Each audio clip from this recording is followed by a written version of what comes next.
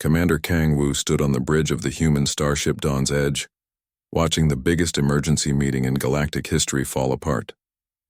The huge viewing screen showed delegates from dozens of alien species shouting at each other in panic. Some were already packing up to leave. "Sir, we're getting more reports," said Lieutenant Park beside him. She looked worried as she read from her tablet. "The Villani just announced they're leaving their home system. All of it. Every single ship, every space station." Kang Wu frowned. The Villani were famous for building things that lasted forever. They had lived in the same star system for over 10,000 years. For them to just pack up and leave meant something really bad was coming. "What about the Korthak Empire?" he asked. "Gone, sir. They sent one last message before they shut down all communications." Park's voice got quiet. "They said, and I quote, 'It cannot be fought. It cannot be reasoned with. Run while you still can.'" The commander felt a chill run down his back. The Korthak were the toughest warriors in the galaxy. They had conquered more worlds than any other species. If they were running away, what could possibly be scary enough to make them flee? On the screen, Ambassador Thek of the Zephyrian Council was speaking. His blue skin had turned pale with fear. "The thing approaches from beyond our galaxy," he said, his voice shaking. "It has already consumed 12 star systems in the outer rim. Entire suns gone. Planets, moons, space stations, everything disappears into the darkness." Dr. Lee Hanna, the human scientist who was watching from Earth, spoke up through the communication link. "Ambassador Thek, can you tell us more about what this thing actually is?" The alien's large eyes got even bigger. "We do not know, Dr. Lee. Our best scientists studied it for weeks before they—" He stopped talking and looked down. "Before they were consumed along with their research station." More alien delegates were leaving the meeting now. The screen kept splitting into smaller sections as species after species disconnected their communications. Each time they said the same thing. They were evacuating immediately to the far edge of the galaxy. Captain Park Jun, who was watching from the Earth Defense Force headquarters, couldn't believe what he was seeing. "This is crazy," he said to his staff. "Every single advanced civilization is just giving up and running away?" "It appears so, sir," replied his aide, Colonel Kim. "The pattern is the same everywhere. As soon as a species gets detailed information about this threat, they begin immediate evacuation procedures." Dr. Lee Hanna was still trying to get more information from the few aliens who hadn't left yet. "Please, we need to understand what we're dealing with. How big is this entity? How fast does it move? Are there any weaknesses?" A new voice came through the speakers. It was Elder Vix of the Korthan Republic, one of the oldest and wisest species in the galaxy. His voice sounded tired and defeated. "Young humans," he said slowly. "This is not something you fight. This is something you survive by staying far away from it. But surely there must be some way to—" Dr. Lee started to say. "No," Elder Vix interrupted. "Listen to me carefully. My people have existed for 50,000 years. We have seen empires rise and fall. We have witnessed the birth and death of stars. But nothing we have ever encountered compares to this. It is not a ship or a weapon or even a normal life form. It is something else entirely, something that should not exist." The elder paused, and when he spoke again, his voice was barely a whisper. "It eats light itself. It feeds on the energy of stars. And it is always hungry." Commander Kang Wu felt his heart beating faster. Around him, his crew was listening with growing alarm. This was unlike anything they had ever heard about. "How long do we have?" Captain Park Jun asked from Earth. "The entity moves slowly but steadily," replied Elder Vix. "Based on its current path and speed, it will reach your solar system in approximately 18 months, maybe less." The silence that followed was heavy and frightening. One by one, the remaining alien delegates began to say goodbye. They wished humanity luck and offered to help with evacuation ships, but they made it clear that they would not be staying to fight. "This is unbelievable," muttered Dr. Lee Hanna as she watched the last few aliens disconnect from the meeting. "They're all just leaving." Commander Kang Wu looked around his bridge. His crew was scared, but they were still at their posts. Nobody was talking about running away. "What are your orders, sir?" asked Lieutenant Park. Before he could answer, a communication came in from Admiral Yang Tai, the highest-ranking officer in the human space forces. "All ships return to Earth immediately. We need to hold an emergency council meeting." As the Dawn's Edge turned toward home, Kang Wu thought about what they had just learned. Every other species in the galaxy had made the same choice when faced with this threat. They had all decided that running away was the only smart thing to do. But as he looked at his crew, he saw something different in their eyes. Fear, yes, but also determination, and maybe, just maybe, a little bit of anger. Humans didn't like being told that something couldn't be fought. "Sir?" Lieutenant Park asked quietly. "What do you think we should do?" Kang Wu didn't answer right away. He was thinking about Earth, about all the people who lived there, about the colonies on Mars and Europa and Titan, about everything humanity had built among the stars. "I think," he said finally, "that we're about to find out what humans do when everyone else runs away." The ship flew through space toward Earth, carrying news that would change everything. Behind them, the galaxy was emptying as species after species fled from something they called unstoppable. Ahead of them, humanity waited to make a choice that no other civilization had been willing to make. The darkness was coming, and for the first time in galactic history, someone might actually try to fight it. 3 months had passed since the great alien exodus began, and Titan Station had become the busiest place in the solar system. Ambassador Choi Mira walked through the crowded corridors, stepping around boxes of supplies and groups of refugee aliens who had nowhere else to go. The station had been built to house maybe 10,000 people. Now it held almost 50,000, and more refugee ships arrived every day. The air recycling systems were working overtime, and everyone had to share living spaces that were meant for half as many beings. "Ambassador Choi," called out a voice behind her. She turned to see Dr. Kren, a Vellani scientist who had refused to leave with his people. His silver skin looked tired, and his forearms moved nervously as he spoke. "The Temporary Refugee Council is ready to meet." Choi Mira nodded and followed him to the main conference room. Inside, representatives from a dozen different species sat around a large table. They all looked scared and worried. Most of their homeworlds were empty now, abandoned in the face of the approaching darkness.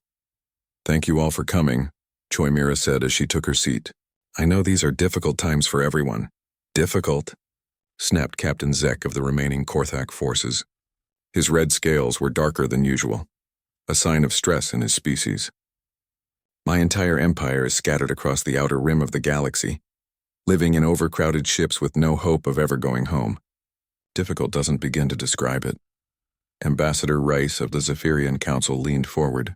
"Captain Zek is right to be upset, but we must focus on the future. The important thing is that we're alive. We can rebuild somewhere else, somewhere safe." "How safe is safe enough?" asked Dr. Kren quietly. "The entity's reach seems to grow larger every month. What if it follows us to the next galaxy?" Before anyone could answer, Admiral Yang Tae entered the room. The human military leader looked tired but determined. Behind him came several other human officers, including Captain Park Jun and General Bae Sung. "Admiral Yang," said Ambassador Reese with relief, "please tell us that humanity has finally come to its senses. When do the evacuation ships depart?" Admiral Yang Tae sat down slowly and looked around the table. "That's what we need to discuss," he said. "The human government has been studying all the data we've collected about this threat. We've analyzed every sensor reading, every report, every piece of information the refugee fleets have shared with us." "And?" Captain Zek demanded, "and we're not convinced that running away is the answer." The room erupted in shocked voices. Several aliens started talking at once, their words mixing together in different languages. Ambassador Race held up his hands for quiet. "Admiral, with all respect," he said, "every species that has encountered this entity has come to the same conclusion. It cannot be fought. The wisest course is evacuation." General Bae Sung stepped forward. "But look at the pattern," he said, gesturing to a holographic display that appeared above the table. "Every species that ran away got consumed anyway. Their empty home worlds bought them maybe a few decades of extra time. But the entity always caught up eventually." The display showed a map of the galaxy with red dots marking consumed systems. Captain Park Jun pointed to the spreading pattern. "It's not random. The entity follows the refugee fleets. It seems to track them somehow." "That's impossible," whispered Dr. Kren. "How could it follow ships traveling faster than light?" Engineer Kim Hyun, a human technician who had been studying the refugee ships, spoke up. "We think it follows the energy signatures. Every time you use your faster-than-light drives, you leave a trace. The entity can sense these traces and follow them like a trail." "You mean running away just leads it to new hunting grounds?" asked Ambassador Rice, his blue skin turning pale. That's exactly what we mean, said Admiral Yang Tai. Every species that fled got consumed eventually, along with any worlds they tried to settle on. Running away doesn't solve the problem. It just spreads it around. Captain Zek slammed his fist on the table. So what do you suggest? That we stay here and let it consume us quickly instead of slowly? Captain Park Jun leaned forward. We suggest that maybe, just maybe, someone should try fighting it. The silence that followed was so complete that Choi Mira could hear the station's air recyclers humming in the walls. The alien representatives stared at the humans as if they had just suggested jumping into a star. Fight it? Said Dr. Kren finally. Admiral, do you understand what you're talking about? This entity is larger than most moons. It feeds on stellar energy. It has consumed civilizations that were millions of years more advanced than humanity. Yes, said Admiral Yang Tai calmly, but none of those civilizations ever tried to fight back. They all did exactly what you're suggesting. They ran away. How do we know it can't be hurt if nobody has ever tried to hurt it? Ambassador Rice shook his head. This is madness. Pure madness. Maybe, said General Baisong. But our scientists have been studying the sensor data from your ships. The entity isn't some magical force. It's a living thing, and living things have weaknesses.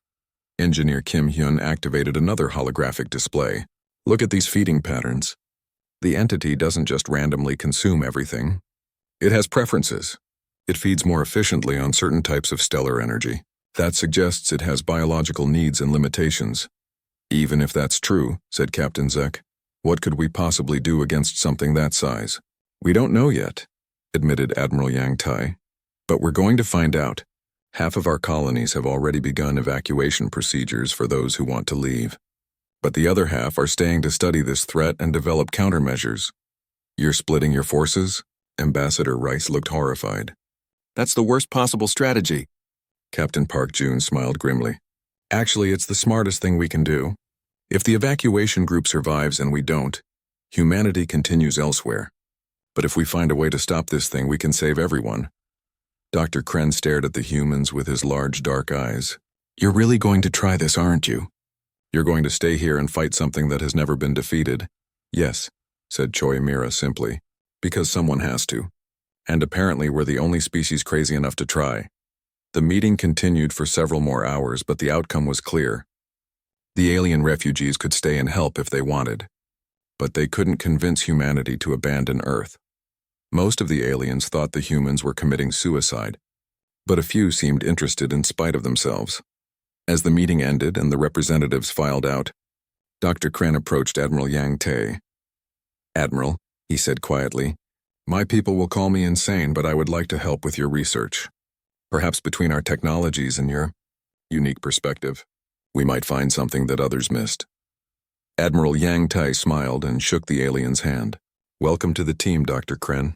I have a feeling we're going to need all the help we can get.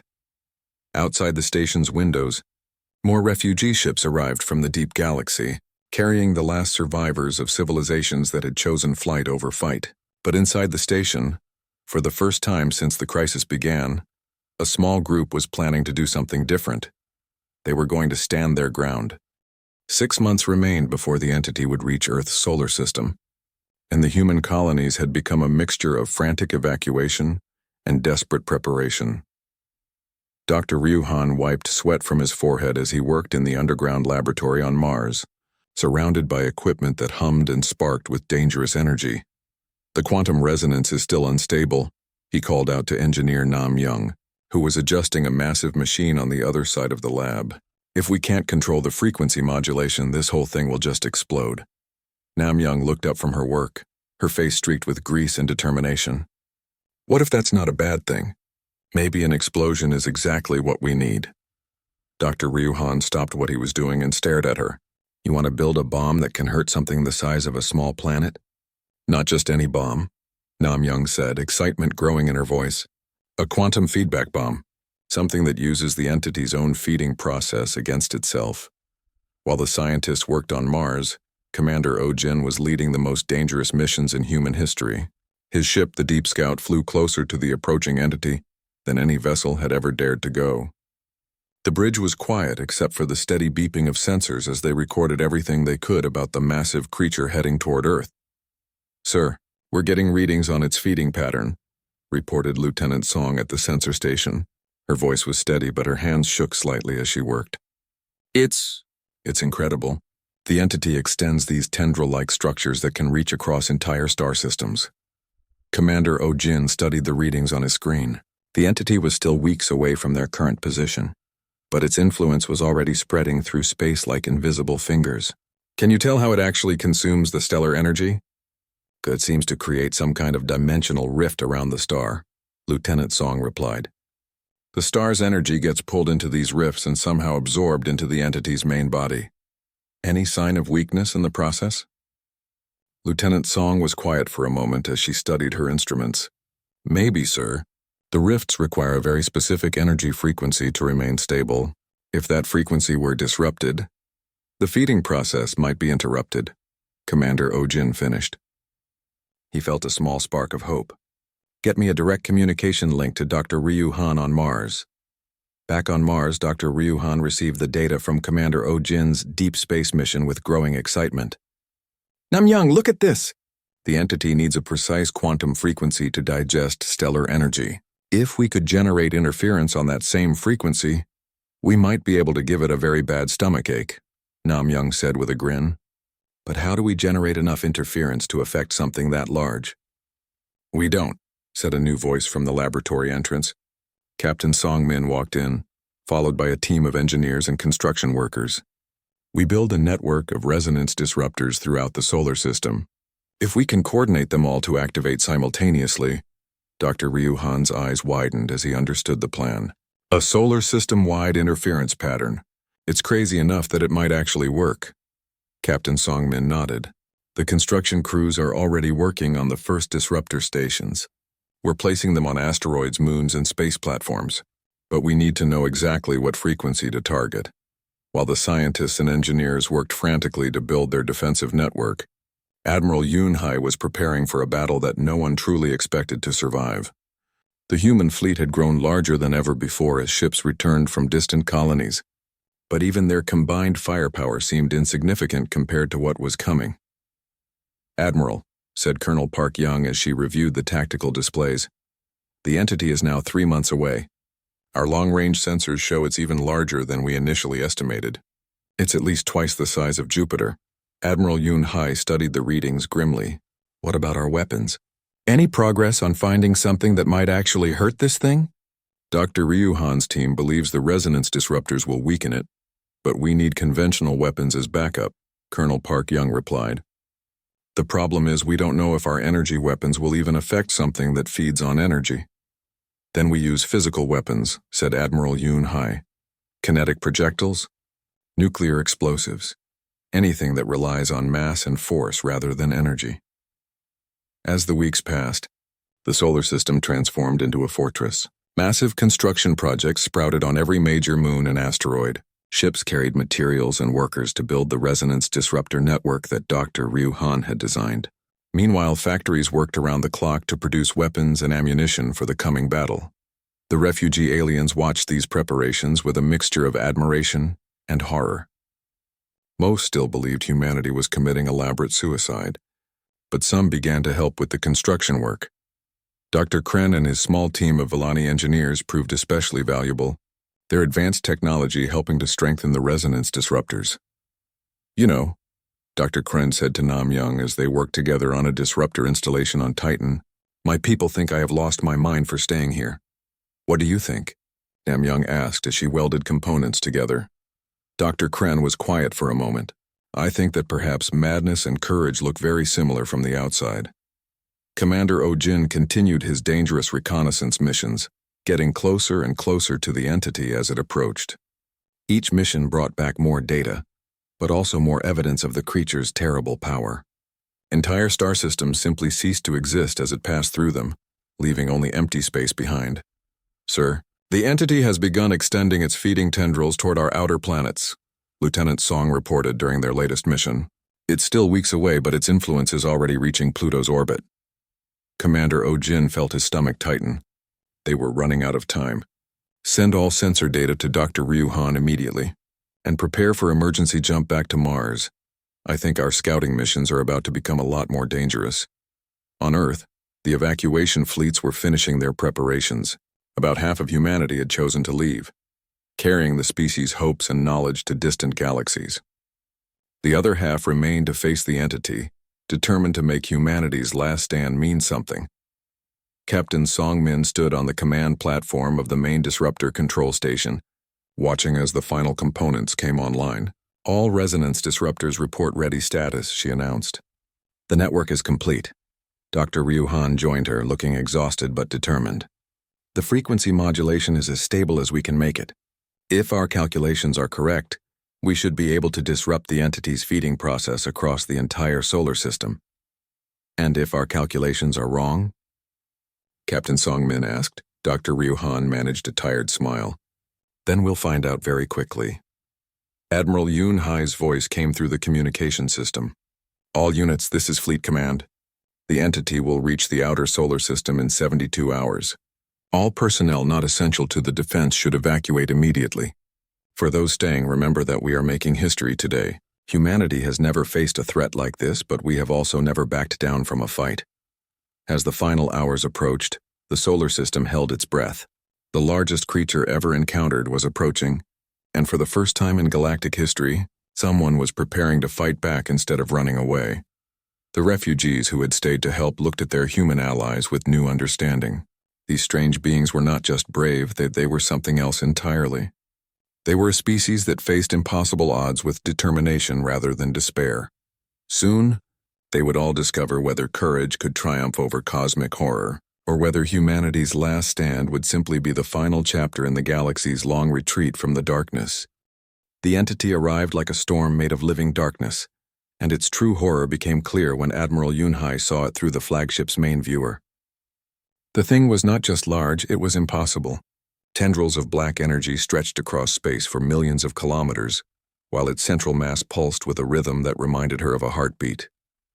"My God," whispered Captain Lee beside her. "It's bigger than we thought. Much bigger." Admiral Yoon-hai forced herself to stay calm as she watched the entity begin its feeding process on Jupiter's moons. Europa disappeared first, simply vanishing into the creature's dark tendrils as if it had never existed. Then Io, then Ganymede. Each moon that disappeared made the entity grow slightly brighter, as if their energy was being absorbed and converted into some form of sustenance. "All stations, this is Fleet Command," Admiral Yoon-hai announced on the communication system. "The target has arrived and is beginning to feed. Dr. Ryu-han, are the resonance disruptors ready?" Dr. Ryu-han's voice came through from the control station on Mars, tense but determined. "All disruptors are online and synchronized, Admiral. We're ready to activate the interference pattern on your command. Colonel Park Young, what's the status of our fighter squadrons?" Colonel Park Young was in the launch bay of the carrier ship Defiant, surrounded by pilots making final checks on their spacecraft. "All fighters are ready for launch, Admiral. The pilots know this is a one-way mission for most of us." Admiral Yoon-hai took a deep breath. Around her, the bridge crew worked with quiet efficiency. Each person focused on their task despite the impossibility of what they were facing. "Very well. All units commence Operation Lighthouse. Dr. Ryu-han, activate the resonance disruptors now." Across the solar system, massive installations on asteroids and moons suddenly came to life. Energy pulses synchronized perfectly, creating waves of interference that rippled through space itself. For a moment, nothing seemed to happen. Then the entity stopped feeding. "It worked," shouted Dr. Ryu-han from Mars. "The interference pattern is disrupting its feeding process. Look at the readings. Its tendrils are retracting from Jupiter." Admiral Yoon-hai felt a surge of hope, but it was quickly replaced by alarm as the entity began to change. The creature's movements became more aggressive, and its tendrils started reaching toward the inner planets with what looked like anger. "It's not retreating," reported the sensor operator. "It's looking for the source of the interference. Colonel Park Young, launch all fighters now," Admiral Yoon-hai ordered. "Target the sensory organs at the tips of its feeding tendrils." Colonel Park Young's fighter squadron screamed out of the carrier bay, tiny specks of light racing toward something so large that it defied comprehension. "All pilots, remember your training," she broadcast to her squadron. "Aim for the sensor clusters, not the armored sections. We're trying to blind this thing, not kill it." The fighters opened fire with kinetic projectiles and nuclear missiles. To everyone's amazement, The weapons actually seemed to have an effect. Where explosions hit the entity's sensory organs, the creature recoiled and its tendrils moved erratically. Incredible, breathed Dr. Ryuhan as he watched the sensor readings. It has no defenses against coordinated attacks. Every other species that encountered it must have fled before discovering this vulnerability. Commander Kang Wu, piloting his ship Dawn's Edge in the thick of the battle, coordinated attacks on the entity's larger appendages. All ships focus fire on the feeding tentacle approaching Mars. If we can damage it enough, maybe we can force the creature to retreat. The human fleet concentrated their weapons on a massive tendril that was reaching toward the red planet. Nuclear explosions bloomed like flowers along its length, and gradually the appendage began to pull back. But the victory came at a cost. Several ships were caught by the entity's thrashing movements and disappeared into the darkness. "We're losing ships too fast," reported Captain Song from the heavy cruiser Resistance. "The entity is learning to defend itself." Admiral Yun Hai made a decision that would haunt her for the rest of her life. "All ships prepare for ramming attacks. Target the neural nexuses that Dr. Ryuhan's team identified." "Admiral, that's suicide," protested Captain Lee. "No," Admiral Yun Hai said firmly. "Suicide would be giving up. This is sacrifice for a purpose." Commander Kang Wu was the first to volunteer. "Admiral, this is Dawn's Edge. We are beginning our attack run now." His ship accelerated toward a cluster of what appeared to be nerve centers on the entity's main body. "Sir, we should evacuate to the escape pods," urged Lieutenant Park as they approached the creature. Commander Kang Wu shook his head. "Our job is to hurt this thing, not to survive. Make sure the quantum charges are armed and ready to detonate on impact." The Dawn's Edge slammed into the entity's neural cluster at full speed, and the resulting explosion was visible from Earth. For a moment, the entire creature convulsed, and several of its feeding tendrils went limp. "Direct hit on a major nerve center," reported Dr. Ryuhan excitedly. "The entity's coordination is being disrupted, but the creature was learning." As more ships attempted ramming attacks, it began using its tendrils to swat them away before they could reach their targets. The battle was turning into a desperate race between human sacrifice and the entity's adaptation. Captain Lim Su made an impossible decision. "Colonel Park Young, I need your fighters to provide cover for a boarding operation." "A boarding operation?" Colonel Park Young couldn't believe what she was hearing. "Sir, you want to land troops on that thing?" "The neural nexuses are too well defended from the outside," Captain Lim Su explained as she prepared her marine units. "But if we can get inside and plant charges directly on the nerve centers..." Dr. Ryuhan suddenly interrupted the communication. "Captain Lim, I'm reading massive energy fluctuations from the entity. I think it's preparing to do something we haven't seen before." The entity's entire body began to glow with a malevolent light, and space itself seemed to twist around it. Several asteroids in the outer system simply ceased to exist, not destroyed but apparently erased from reality. "It's changing tactics," Admiral Yun Hai realized. "It's not just feeding anymore. It's fighting back." Captain Lim Su's marine boarding craft launched from their ships, racing toward the entity's surface while fighter escorts tried to clear a path through the creature's defensive tendrils. It was the most desperate military operation in human history. Soldiers attempting to board and attack something that existed partially outside normal space and time. Landing successful, Captain Lim Su reported as her Marines touched down on the entity's surface. "We're inside some kind of structure. It's like being inside a living building. The walls are moving." As the Marines fought their way through the entity's interior, planting quantum charges on what they hoped were vital organs, the space battle continued to rage outside. Ship after ship was lost, but each sacrifice weakened the creature a little more. "Admiral," Dr. Ryuhan's voice was urgent, "the entity is showing signs of actual damage. Its energy signature is becoming unstable. Whatever Captain Lim's team is doing in there, it's working."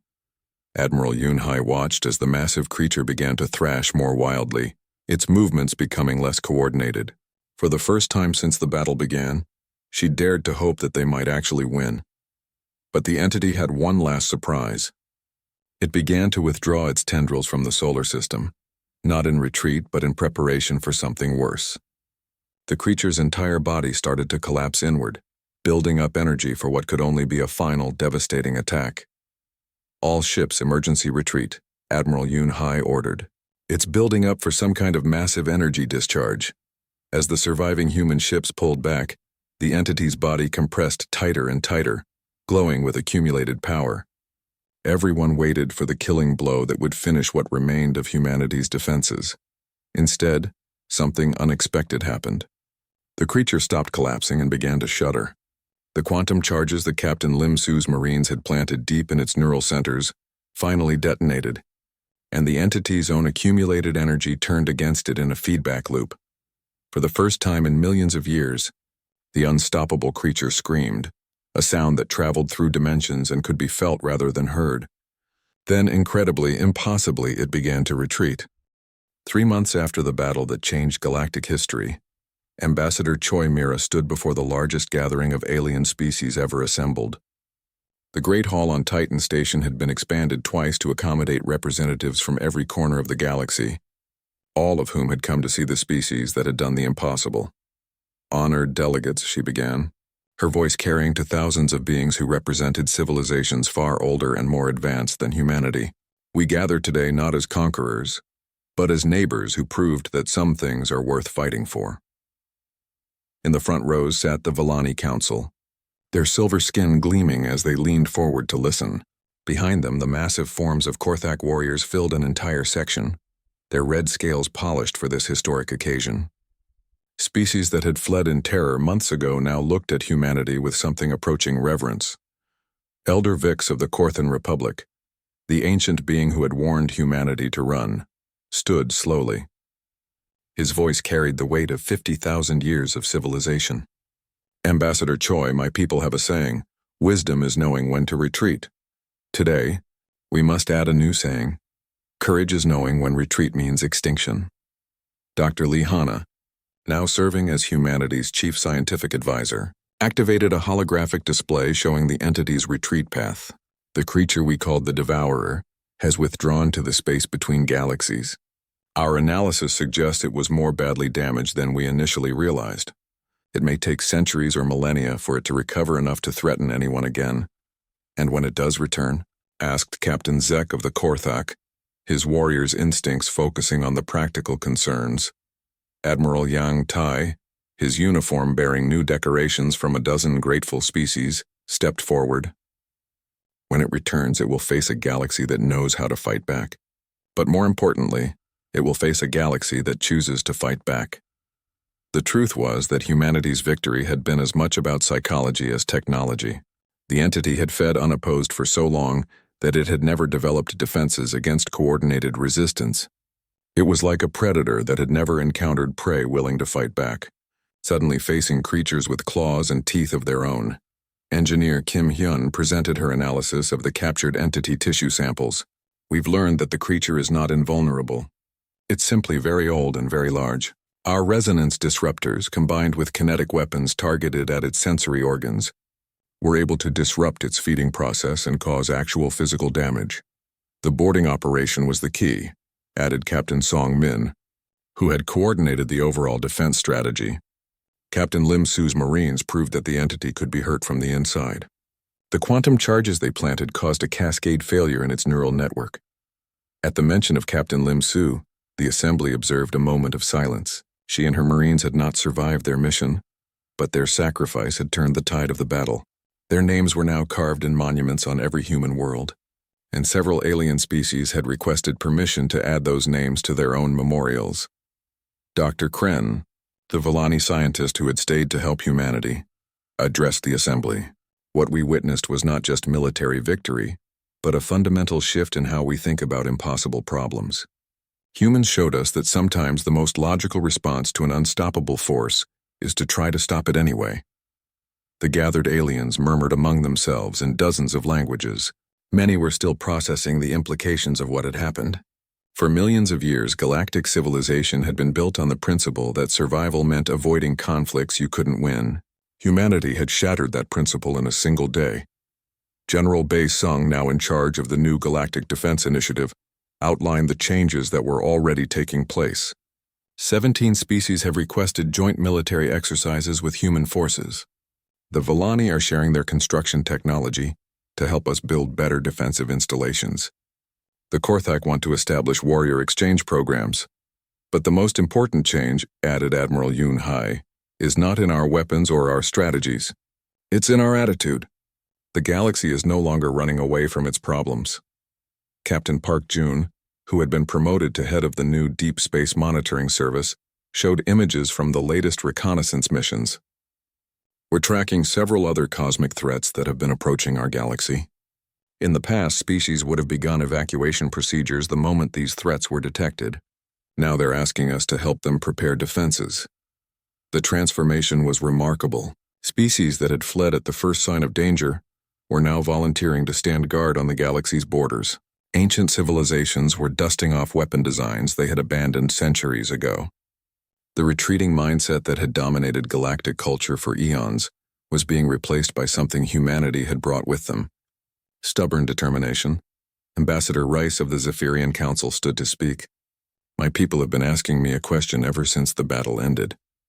They want to know why humans chose to fight when every logical analysis suggested that resistance was futile. Choi Mira smiled. The answer is simple. We fight because if we don't fight, we lose everything. And if we're going to lose everything anyway, we might as well make our destruction cost the enemy something. But you didn't lose everything, pointed out Elder Vix. No, agreed Admiral Yang Tai.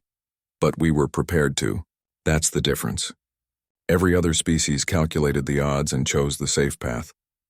We calculated the odds and chose the path that gave us a chance to win, even if that chance was small. Dr. Ryu Han, whose resonance disruptors had made the victory possible, addressed the technical aspects. We're sharing all our research data with any species that wants it. The technology that defeated the Devourer isn't uniquely human. Any civilization could have developed it if they had chosen to study the problem instead of running from it. Engineer Nam Young nodded. The real breakthrough wasn't technological. It was philosophical. We decided that some things can't be solved by running away. As the gathering continued, representatives from various species began forming working groups to address other galactic threats. The Korthan Republic offered to share their historical archives of cosmic dangers. The Zephyrian Council volunteered their fastest ships for early warning missions. Even species that had never cooperated before were finding common ground in their determination to protect their galaxy. Captain Song Min looked out at the assembled delegates and felt a deep sense of satisfaction. 6 months ago, this galaxy was emptying as civilizations fled in terror. Today, it's more united than it has ever been. That's the real victory. Not that we defeated one monster, but that we learned we could defeat monsters. The meeting concluded with the signing of the Galactic Defense Charter, a document that established permanent cooperation between species for the protection of their shared home. For the first time in galactic history, running away was no longer the default response to existential threats. As the delegates dispersed to their homeworlds, many carrying copies of human military manuals and defense technologies, Choi Mira remained on the observation deck watching ships depart. Dr. Kren joined her, his forearms folded in a gesture of contentment. You know, he said quietly, my people's legends speak of a time when the galaxy was young and civilizations were brave enough to face any danger. We thought those were just stories. Maybe they were prophecies, Choi Mira suggested. In the distance, a joint patrol of human and alien ships headed toward the galaxy's edge, where they would stand watch for the next threat. The age of running was over. The age of standing and fighting had begun. Captain Park Young, now commanding one of the mixed species patrol fleets, sent a final message to Earth. All quiet on the galactic frontier. We're keeping watch. Nothing will catch us running away again. The galaxy had learned humanity's greatest lesson, that courage is not the absence of fear, but the decision that something else is more important than fear.